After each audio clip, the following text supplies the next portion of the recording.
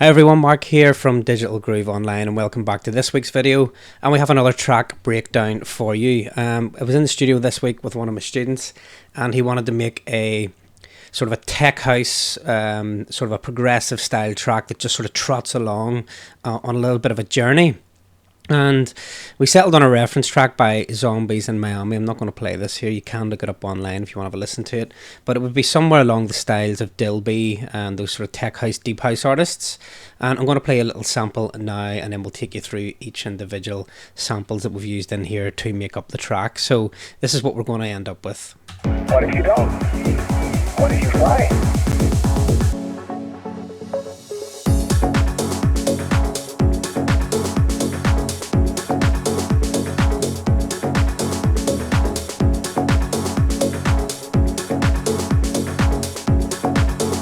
What if you don't?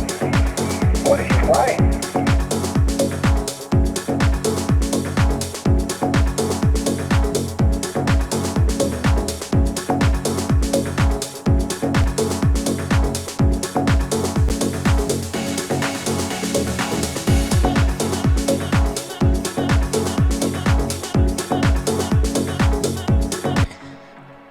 Okay, so there we have a little breakdown of the track, and as always we're going to start at the very top and work our way down throughout the elements that are in the mix, just so you can see how we can put it together. There wasn't any real synth work or VSTs used in this. It was generally a lot of audio off splice that we put this track together with. So we'll start off with the kick and the percussion. I'm just going to open up that group now and we'll click on the kick track, and I'm just going to loop this part here and solo it. So the kick drum is quite sort of punchy but round. It's not snappy.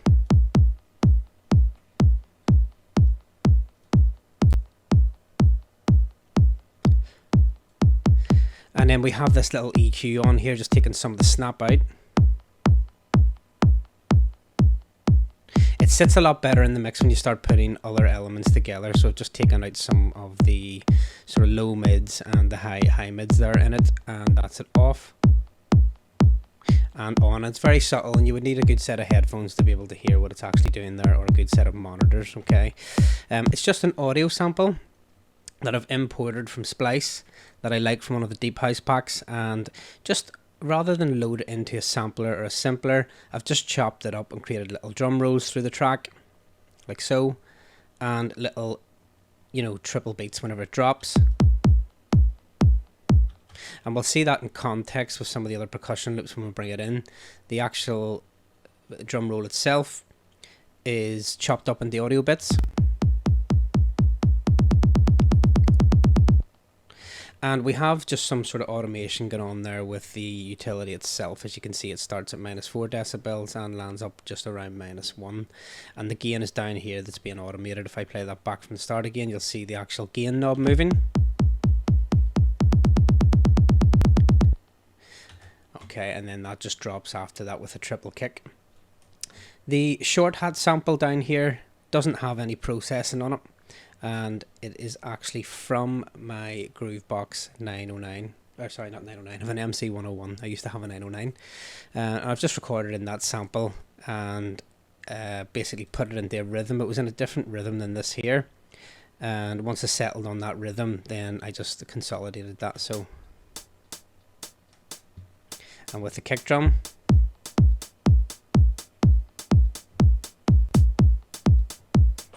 the same thing with the little sample below here. It's if I listen to it, it's not a tom, it's like a rim shot or a marimba, I think that's how you call it. And I've just taken one of those one shots in, recorded them, and created a rhythm out of it, and just sort of got it to bounce off the hi-hat. And with the kick drum,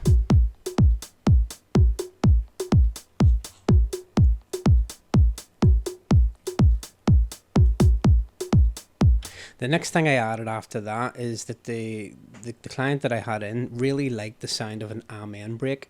Well, he had a different one first of all in his original project, and then I'd said, have you had to listen to any of these little amen break type things on Splice? So we found a nice break, edited it up and reconsolidated it back in, and I've just put an LFO tool on it just to duck it out of the way of the kick drum whenever it plays, and I've taken a lot of those lows out, and then I've just put a little bit of overdrive to drive that break beat. So let's have a listen to it.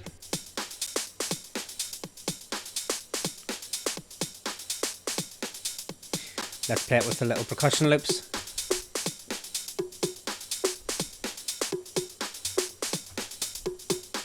And the kick drum.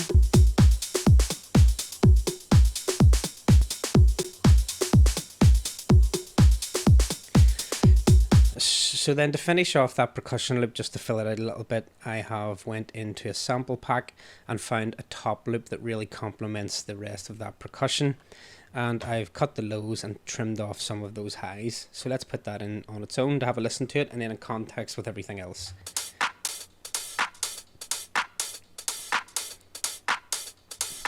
Sort of a good bit more mid-range in there with the clap. We'll play it with the break.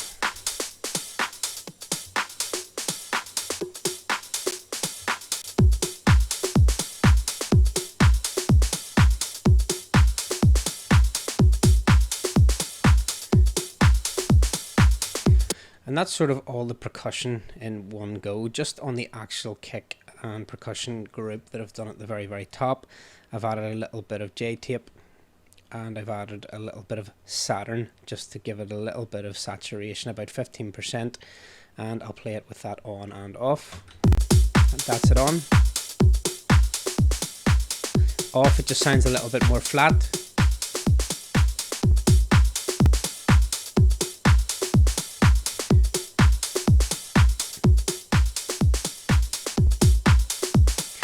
And that just gives it a little bit more punch and drive. So that's the kick and percussion group in there, and the little break group just underneath that. The next thing I have here is chords. I've recorded this in as well from the MC101. When I hit one of the pads on the MC101 and I've selected this preset, it was a lovely chord that reminded me of the old sort of deep house chord stab as such. So I created my own little rhythm using my MIDI keyboard. And I re-recorded that back in. When I re-recorded it back in, the rhythm was good, but I changed the start point to make it sound a little bit better.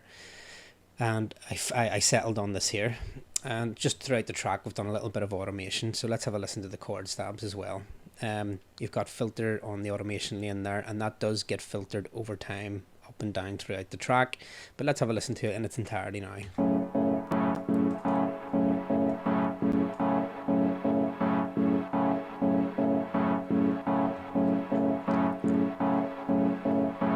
And I'll just drop the kick and percussion in with that as well.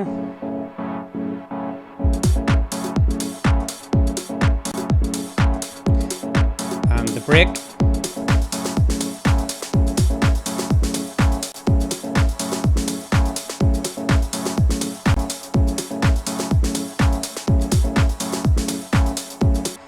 So yeah, that really sits well with the track. It just creates the exact the vibe that it was after.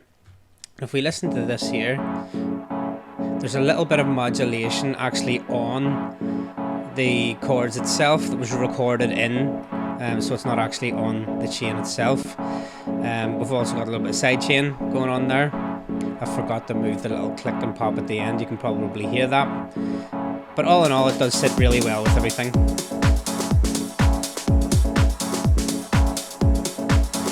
The next layer here is a little atmospheric sound just in the breakdown, and I'll just open that up for you.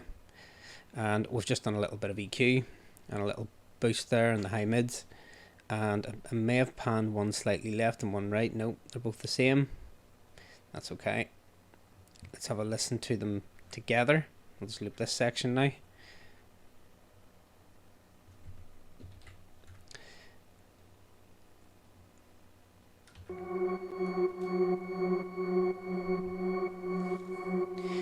And as you can see, both of them have been EQ'd slightly differently. The bottom one has a lot more taken out of the highs and the lows, and the top one has just a bit of a low cut on it as well. So playing them individually to let you hear them.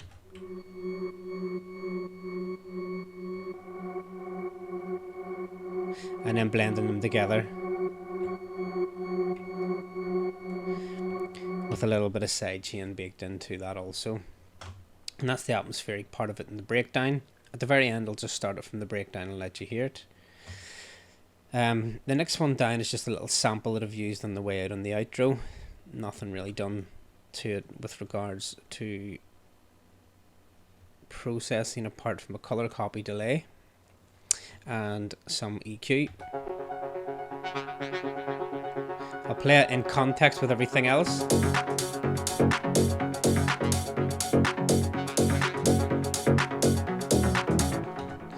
Okay, so it was put in by accident. It was a sample that we had in the track a little bit earlier on, and we decided to take it out, and I lifted it and shifted it towards the end, and as we played it without realizing towards the end, we quite liked it just where it was, so we left it there.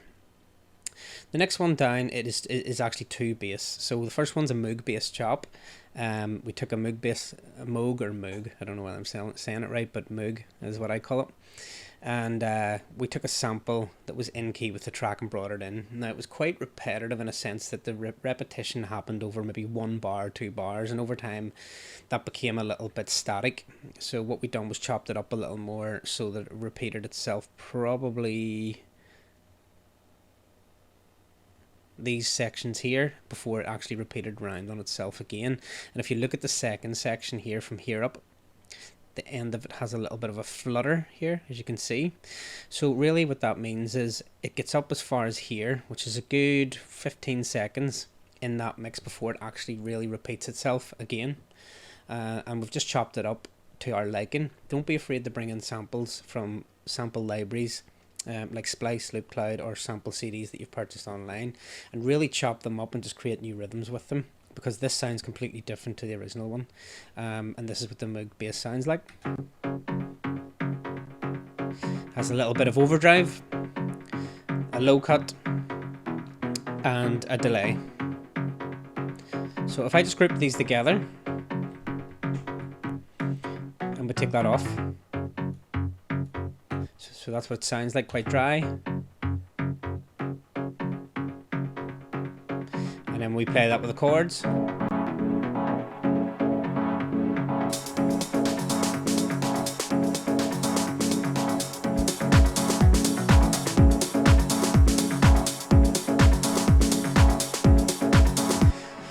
Starting to create that little bit of a rhythm underneath with that bass. The second layer below that is more of a lower tone that sits well with the Moog bass on top.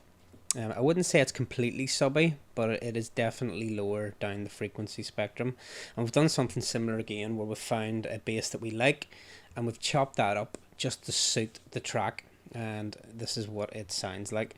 And on that processing chain we have an LFO tool to duck that sound out of the way from the kick drum, a little bit of overdrive, and just a bit of Saturn on top of that as well, just to create another bit of distortion after that with about 27%. And then we've cut some of those frequencies out. So let's play this sub frequency on its own.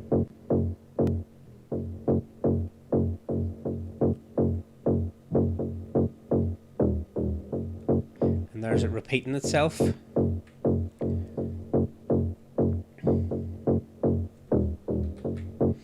that's come back again. If you listen with the Moog bass on top of it,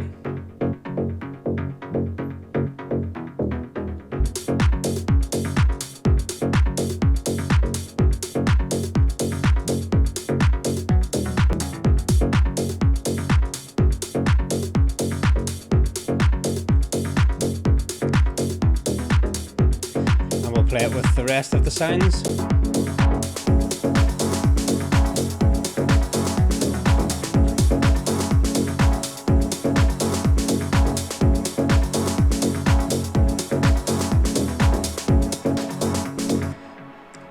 And that's starting to fill out nicely. So underneath the sub we have a vocal. The vocal is just a sample that was found online. I'm not too sure if he found it in Splice or just, off YouTube or whatever. But it's pretty standard.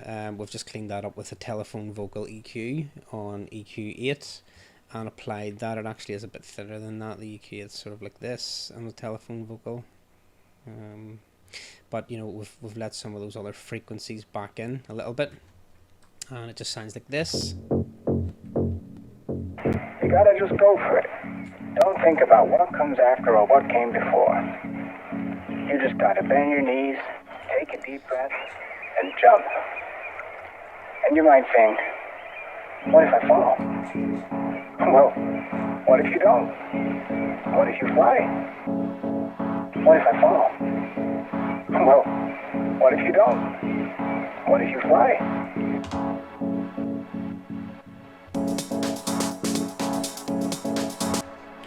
Okay, so yeah, that vocal just gets chopped up and use little parts of it along the rest of the mix as well. And just below that, so in the track that we used as a reference track, the Zombies in Miami, there's a part of it that has this little, I suppose, rolling loopy vocal in it here. I've actually consolidated this down, but I'll explain how I done it. So it sounded almost like a tool room vocal, but what I done was I went into Splice and picked up this vocal here, and if you were to go and download that now, it'll sound nothing like it. And all I done was loop 2 bars of that vocal, play this track in the background, and lift that brace and just move it along the vocal until I find something that looped really, really well with the track, and I settled on this. Let's just play that with maybe the bass and the little chords that come up. And I settled with this vocal here. And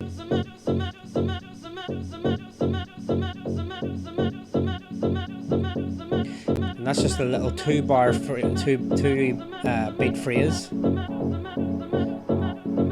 And then we done something similar underneath with a different part of that vocal.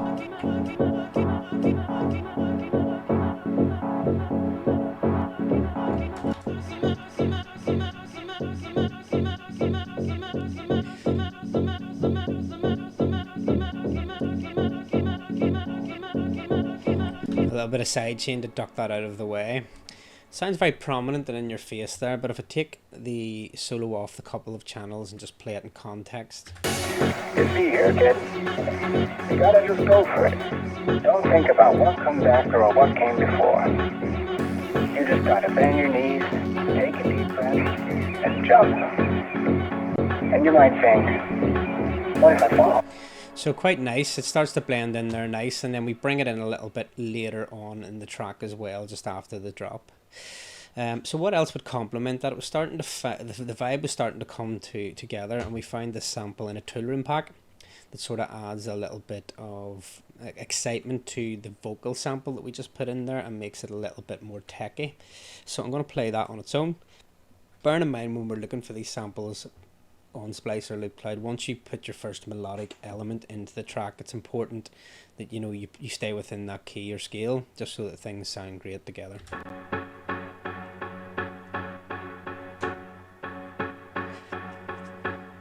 And we have EQ'd a lot of the low end out and a lot of the high,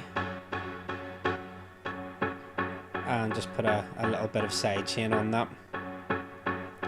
Now there is a track spacer on the end, but if you look at it, it's probably not doing anything. That's because what we do with the track spacer, and what track spacer does, is you can side chain the sound to something else. So whilst this part of the track sounds good here and we have those chord stabs working, as we move on after the actual break, the drop happens, there's another element that becomes more important, and it's down here, and we thought that they were clashing a little bit. So what I've done is side chained the lead, which is this one here, to this, and you'll see whenever we move on up, I'll do that now, I'll not play the lead, but you'll see what's happening, and we're ducking frequencies out of the way. Just keep an eye on the graph here.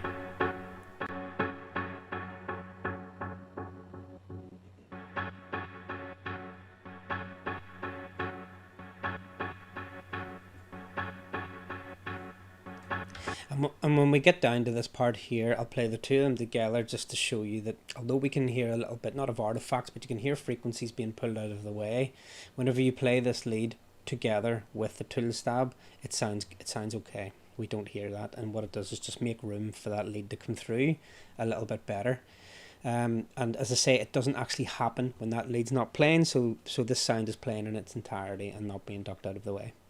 So the next thing down there is we found in the other reference track, it was coming up to certain breakdowns and it was creating this little cool stab effect. So we went looking for some stabs on Splice in the key, and we chopped them up and created a little rhythm, just sort of coming at the end of the phrases, maybe into the breakdown, or every 8 to 16 bars we're throwing these little stabs in. And what that sounds like together, I'll just solo this here. It sounds like this.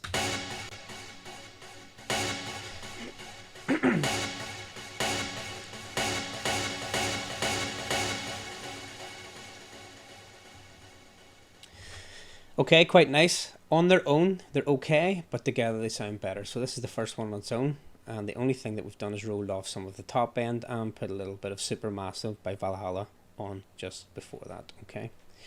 And that sounds like this.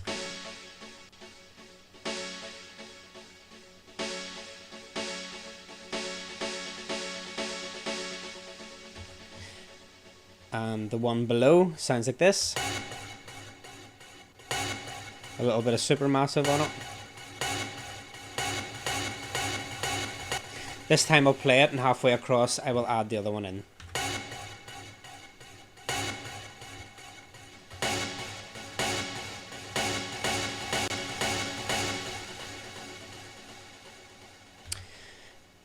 So that sounds really, really cool, and I really like that addition to the track. We added that quite late on, and that's the stab. And just below that is just a standard snare roll with a little bit of EQ, compression and reverb, and over time that just builds up nicely and creates a little drop here and kicks straight into the track, which is nice as well. The next sound after that is the lead sound that we were actually side chaining against the tool stab. Straightforward sample that we picked up on Splice that just fitted really nice with the track, and we haven't really done anything with it apart from LFO tool and shaving off some of the EQ, but the auto pan itself we have done in 16th notes, which gives it a little gated effect, and we push the amount up so that it's noticeable, and you can hear that gated effect with the actual melody itself. And I'll turn this off and on as it's playing just to let you hear what it's doing to it. So let's have a listen to that.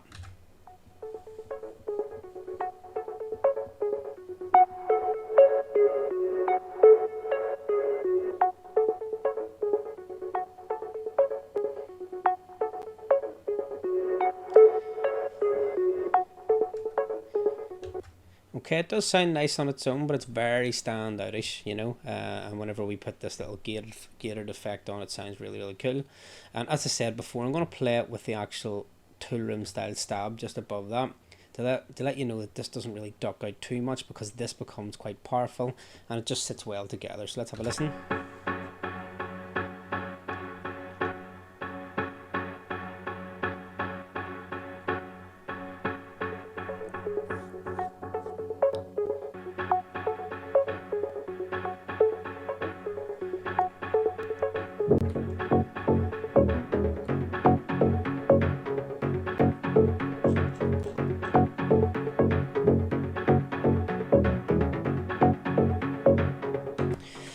Okay, so there you go. The next one down after that is just effects. They're quite easy ones to just finish it off here. This is just a standard sample that's been brought in and just kept as it was, maybe pitched just to suit the track. But it sounds quite nice in the breakdown. As I say, at the very end we'll play it from the breakdown just to finish it off from possibly here, maybe up to here. I'll just leave that now so we're ready for it, and you can hear it in its entirety there, but let's have a listen.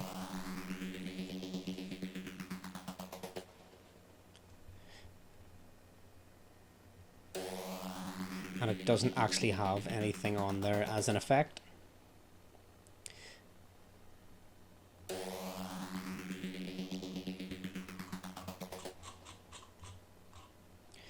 And I'll just do this one here below because it's just a little sweep before a crash. Standard, nothing on it. And the last one below is quite a dry crash. Let's see.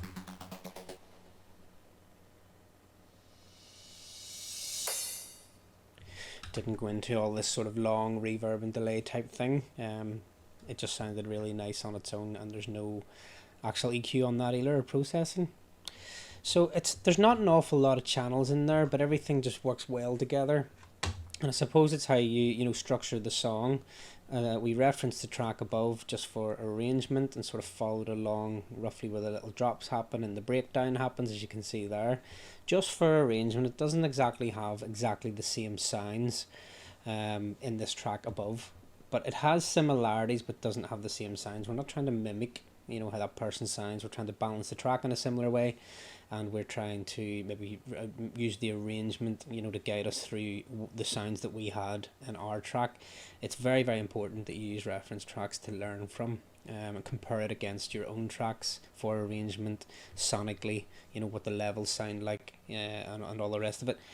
I can't stress that enough. If there's one tip I could give producers that are new to intermediate, is to always reference and play music against your own. It's something that I never done until really later on, and it gives you a good indication as to where you need to go with your own track. I'm sure you've had some times when you played your own track, maybe put your own track on a CDJ and mixed it in after someone else's, and it just doesn't sound as good. The first thing, if you probably put it in and analysed it, is that the levels are nowhere near the same. Some things will be too loud, some things will be too quiet, and whilst it sounds good on its own, probably listening to it, but as soon as you mix it against someone else's, it can sound either a bit flat or out of shape, or too boomy or whatever. So definitely get referencing, and this is the reference track that helped us with, you know, putting this one together. But we've used samples, we've chopped them up, we just haven't dragged sounds directly in and used them, apart from the lead sound, I think, and the tool room stab. Probably pitched it into the right key, but that's about it. We've sort of chopped other things up and used as we went along, and I'm just going to finish you off on this note here by playing the section from the start of the breakdown.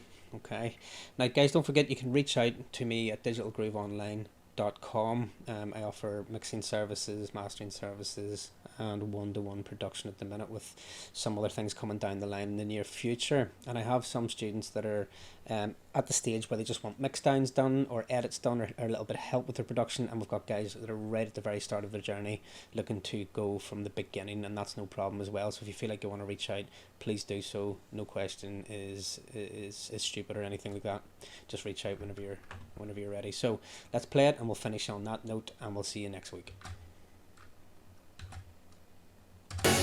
You see here, kid, you gotta just go for it.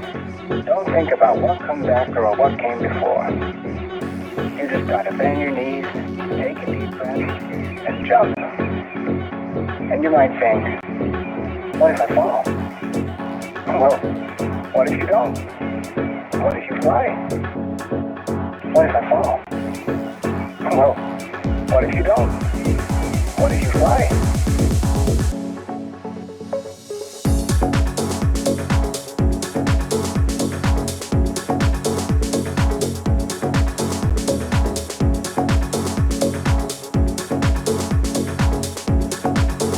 What if you don't?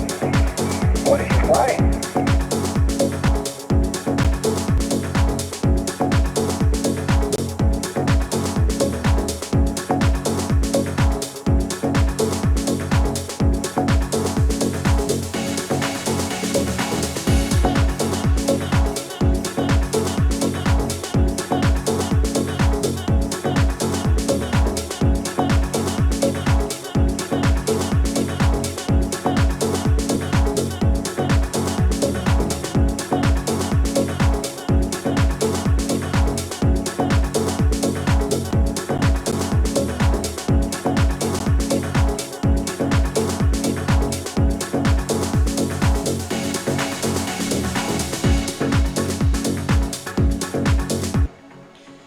Okay folks, I hope you enjoyed that breakdown in a deep house and tech house style, and we will see you all next week.